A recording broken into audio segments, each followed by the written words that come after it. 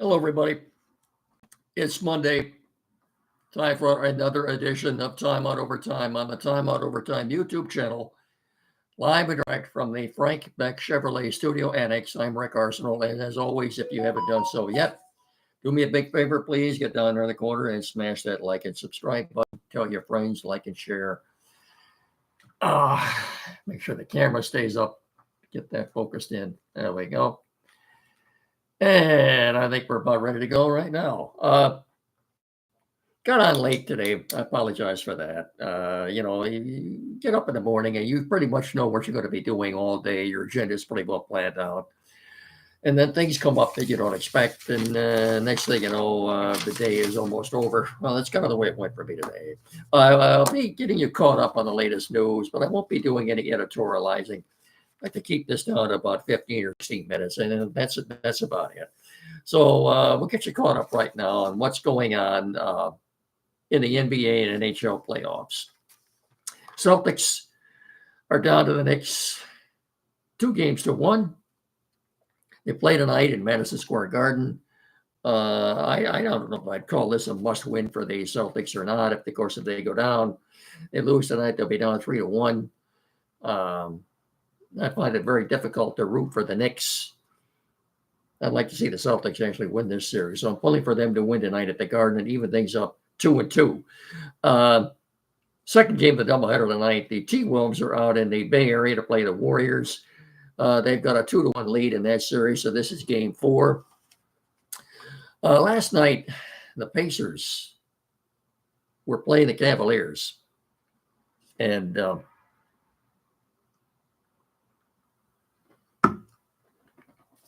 they had a lead at the halftime, 80-39, a 41-point lead at halftime. Well, they won the game 129-109. They only won by 20 points, but at the half, they were leading 80-39. Total embarrassment for Cleveland. I hope the Pacers can finish them out. They're up 3-1 right now. So going back to Cleveland for game 5 in that series, boy, I hope they can finish them out. Total embarrassment for the Cavaliers. But they've got the coach of the year. Yeah, they've got the coach of the year. Just voted in last week. It's Kenny Atkinson. There's your coach of the year. I said before, what are they going to do? They're going to fire him? Just like they did Bickerstaff last year. You're going to fire him as the guy's the coach of the year, right? Like, yeah. Something about the Cavs in the playoffs. I don't think you blame any of the coaches. I think it's the players more than anything else. So anyway, the Pacers have a 3-1 lead as they go into that game tomorrow night in Cleveland. And finally then tomorrow night, the Thunder will play the Nuggets. That series is tied 2 games apiece. The Thunder did beat the Nuggets last night, 92-87. Meanwhile, over the NHL, the doubleheader tonight is the Capitals are in Carolina to play the Hurricanes. The Hurricanes have a 2-1 lead in that series. Second game tonight will be the Las Vegas Golden Knights at Edmonton. Oilers have a 2-1 lead in that series. Last night, the Panthers beat the Maple Leafs 2-0. That series is all tied up at 2 games apiece. And also last night, the Winnipeg Jets beat Dallas 5-2. Dallas still has a 2-1 lead in that series. They will play at 8 o'clock tomorrow night. I guess you're caught up on that. Quickly, let's do this for our great sponsor, Frank Beck Chevrolet. The deals are blooming. The trees and the grass aren't the only thing blooming right now. The deals are blooming at Frank Beck Chevrolet. And right now you can save big on new 2025 models. Yes, you can, including Trax, Traverse, Equinox, Blazer, Tahoe, and Silverados.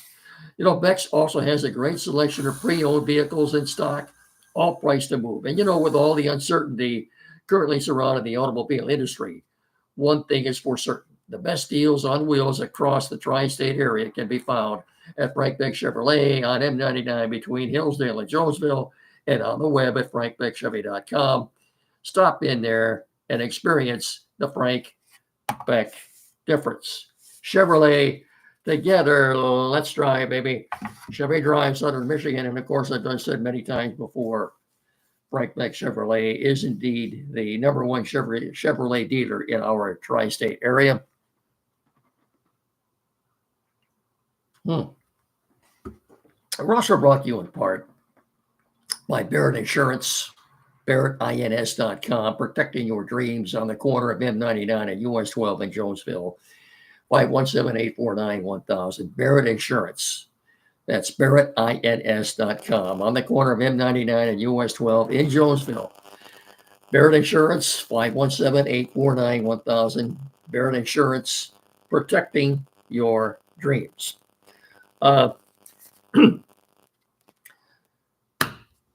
Before I give you the Tigers starting lineup, well, let's do that first of all tonight. Leading off in right field, Kerry Carpenter. Gleyber Torres will bat second, of course, at second base. The designated hitter will hit third. That's Colt Keith. Riley Green will bat cleanup. He's in left field. Spencer Torkelson at first base will hit fifth. Zach McKinstry will bat sixth. He's at third base tonight. Dylan Digler will hit seventh. And Tatch, of course. Trey Sweeney is the shortstop. He will bat eighth. And batting ninth, the center fielder, Javier Baez. And, of course, Job will be pitching tonight. The pitching matchups for this series between the Tigers and the Red Sox. Tonight, and these are all right-handers, by the way. We're going for the Red Sox this series. So you'll see the Tiger all next 3 nights, the Tiger lineup will be loaded with left-handed hitters. Tanner Houck does not have a win yet. He's 0-2 with an elevated ERA of 6.10. Will be going for the Red Sox tonight. Job for the Tigers, 2-0 with an ERA of 4.88. Brian DeBello for the Red Sox tomorrow night, 2-0 with an ERA of 2.10. Very good. TBD to be determined for the Tigers tomorrow night. And then on Wednesday night, Hunter Dobbins, 2-1 with the Red Sox. Also another good ERA of 2.78. Another tough series, looks like, for the offense. Unless they can do something against these guys. And Tarek Skubal, of course, will pitch on Wednesday night. Skubal 4-2 with a minuscule ERA of 2.08. So we have yet to know who's pitching for the Tigers tomorrow night. My guess would be Cater Montero.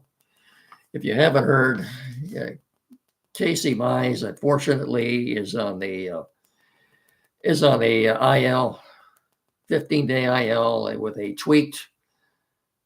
mild tweak hamstring strain. They're calling it mild. Said he tweaked it. It's the same one he hurt last year. 15 days, 2 weeks. Well, normally any player that goes on that 15-day IL before they come back, they have a rehab in Toledo. Hopefully, the best case scenario is we'll see Mize back maybe the first week in June. Pardon me.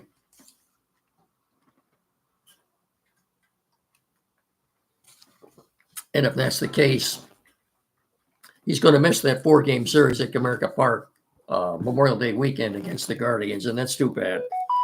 I'd hardly call that a showdown. The Tigers have lower.